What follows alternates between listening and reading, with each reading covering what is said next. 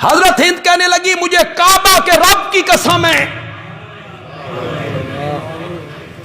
اس دھرتی پر کوئی گھر اور گھر والے میری نگاہوں میں اتنے ناپسندیدہ نہیں تھے جتنا آپ کا گھر اور آپ کے گھر والے۔ میں بغض رکھتی تھی آپ کے گھر سے اور آپ کے گھر والوں سے، اور آج مجھے کعبہ کے رب کی قسم ہے اس دھرتی پر کوئی گھر اور کوئی گھر والا مجھے آپ سے زیادہ محبوب نہیں ہے۔ اٹھاؤ بخاری۔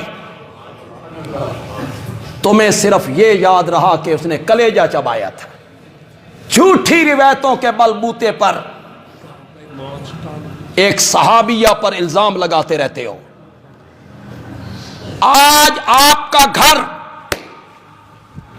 اور گھر والے، ذرا خیال کرنا، صرف گھر نہیں، شاباش شاباش شاباش، آپ کا گھر اور گھر والے، اس سے کوئی چیز مجھے زیادہ پسندیدہ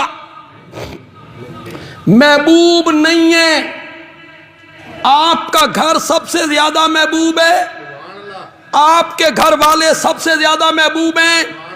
اس کے جواب میں میرے نبی نے فرمایا وَأَيْضًا وَالَّذِي نَفْسُ مُحَمَّدٍ بِيَدِهِ، مجھے اس ذات کی قسم ہے جس کے ہاتھ میں محمد کی جان ہے، میرا خیال بھی تیرے گھر والوں کے بارے میں یہی ہے۔ اٹھاؤ بخاری۔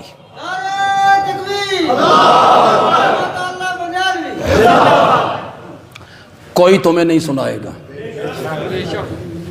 یہ باتیں تمہیں کوئی نہیں سنائے گا، یہ نئی ہوتی ہیں، پھر لوگ کہتے ہیں نواں آیا،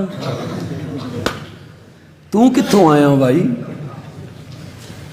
میں نے بخاری کا حوالہ دیا جناب، ایک اور معنی بھی ہو سکتا ہے والذی نفسی بیدہ ایضاً،